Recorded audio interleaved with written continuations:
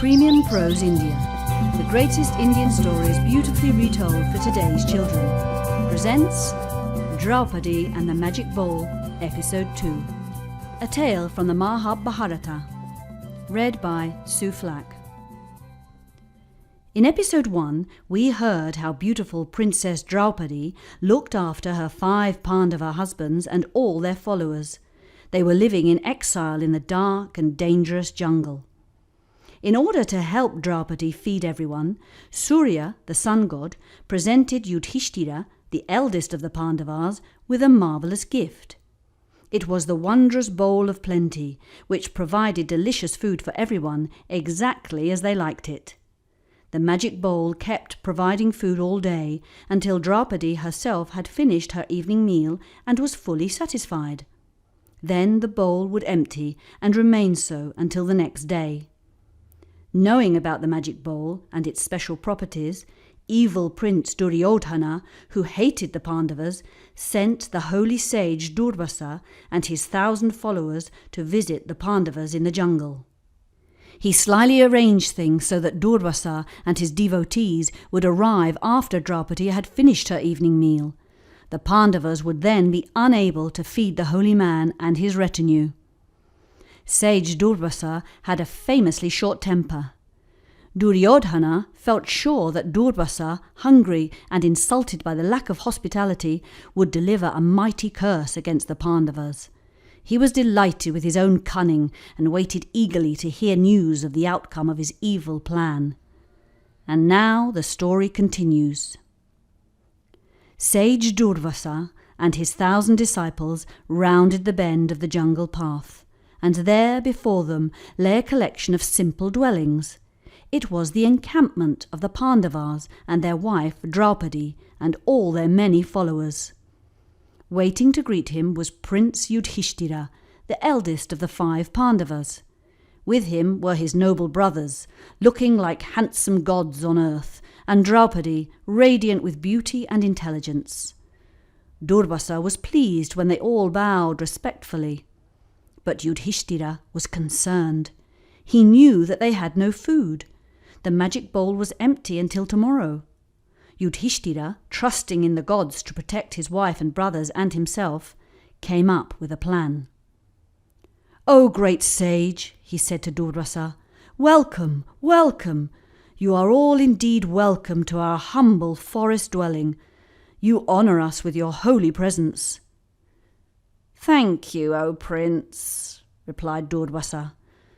"Your cousin Prince Duryodhana, careful of your welfare, suggested that we visit you, and showing his kindness to you advised that we should arrive after Draupadi had finished eating, so as not to disturb your evening meal." Yudhishthira, the other Pandavas, and Draupadi realized that Duryodhana had laid a cunning trap for them. "I am indeed grateful to my kind cousin Duryodhana," said Yudhishthira, "but I see that you and your disciples are travel-worn from your long journey. Allow us to offer you all the hospitality due from a host to an honoured guest." At this, Draupadi flinched. What hospitality could they offer? What food could she lay before sage Durvasa and his 1,000 followers? What did Yudhishthira have in mind? But she had complete faith in her husband and waited to hear what was coming next. Thinking fast, Yudhishthira played for time. He spread his hands in a wide gesture. "O wise one," he said to Durvasa, "please take the time to refresh yourselves with a cooling dip in the river. Then, on your return, we can all sit down to a meal together. One of our servants will guide you there, and he will bring you back when you have bathed and said your evening prayers." Sage Durvasa and his followers, pleased with this excellent suggestion, followed one of Yudhishthira's servants, who led them the long way round down to the river. Sage Durvasa and his 1,000 followers delighted in the cool waters of the river, and they offered prayers to the gods. They raised handfuls of water over their heads and let the water stream down their face and hair. Meanwhile, Yudhishthira, turned to his brothers and wife and said, "The Lord Sri Krishna is now our only hope. Let us seek his aid." So Draupadi withdrew to her hut. She fell to her knees and prayed fervently to the Lord Sri Krishna for help. Some years before, at a gathering of powerful kings and queens, the Lord Sri Krishna was forced to deal sternly with an evildoer. In the fight, Krishna cut his finger. Without a thought, Draupadi tore a piece from her costly sari, finely woven of thousands of threads and pure silk and fine gold, and sewn with rare gems. With her own hands, she bound Krishna's finger with the cloth. "My dear," said Krishna gratefully, "you have come to my aid without a thought. In return, I will come to help you in your hour of need. I will come as many thousand times as there are threads in this fine sari of yours."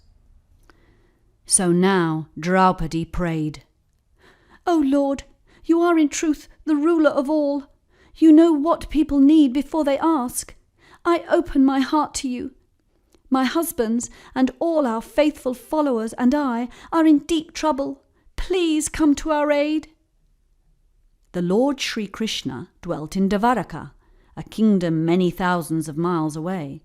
But in answer to Draupadi's simple but sincere prayer, he immediately appeared, standing before her with a kindly smile on his lips. Draupadi could have wept with relief. The Lord Sri Krishna had come.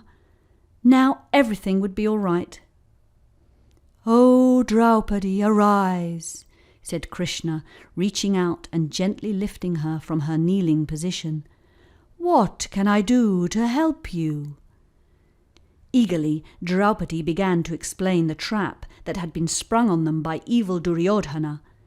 She told of the empty bowl, and the arrival of Durvasa and his 1,000 devotees, and the need to feed them, and how clever Yudhishthira had bought some time by sending them to the river to bathe. "And now," she said, "they will return any minute from the river wanting food and drink, and we have none to offer. I beg you to use your divine powers to help us." Krishna listened carefully to all that Draupadi said, and then, with a puzzled look, said, "O Draupadi, I have travelled from Dvaraka in the blink of an eye. It is such a long way. I feel confused by your story. Give me, I pray, something to eat, so I can concentrate on what you are trying to tell me." Draupadi was astonished. "My lord," she said, "I have been trying to tell you. The problem is we have no food. How can I give you something to eat? The wondrous bowl of plenty from Surya the Sun God is now empty until tomorrow, and sage Durvasa and his 1,000 followers will be at our door in the twinkling of an eye, ready to eat a hearty meal." But the Lord just smiled. Yes, I think I understand, but I am very hungry. Please bring me some food first, then we can deal with Durvasa and his devotees." Draupadi patiently explained again that there was no food and that the magic bowl was empty. "Now, dear Draupadi, don't make jokes," said Sri Krishna. "I'm hungry and wish to eat. I suggest you bring out this magic bowl of yours and let us have a look." Draupadi's limitless faith in the Lord Sri Krishna was being sorely tested, but she knew in her heart that nothing could go wrong when he was there. So she moved quickly to the special place where the bowl was kept and brought it back to him. Krishna and Draupadi looked closely at the bowl, which was completely empty of any food whatsoever, except on the lip of the bowl, almost too small to notice, was a single tiny grain of rice. "Ah," said the Lord Sri Krishna with infinite satisfaction, "here is my meal.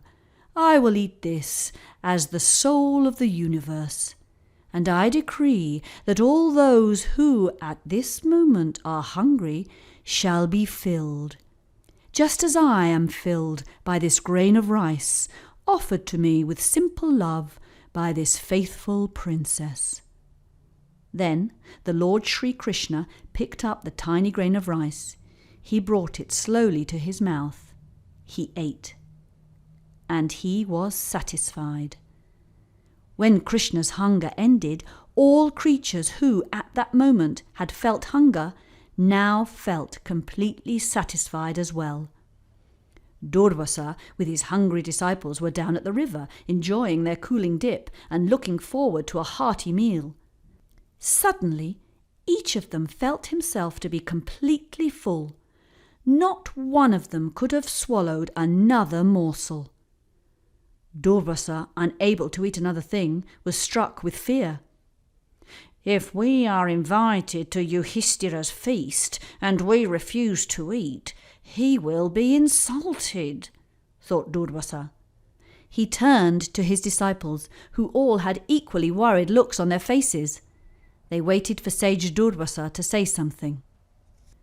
Instead, he made his way to the bank, climbed out of the river, collected his few belongings and, followed by his 1,000 devotees, stealthily slipped away. They never visited the Pandavas again. Yudhishthira's servant watched this whole curious display in amazement. He reported to the Pandava brothers, Draupadi and the Lord Sri Krishna. Krishna was delighted to stay with his beloved friends, and they talked and laughed together about their narrow escape long into the night. Thank you for listening to this story from Premium Prose India. For more great stories, go to our website, premiumproseindia.com.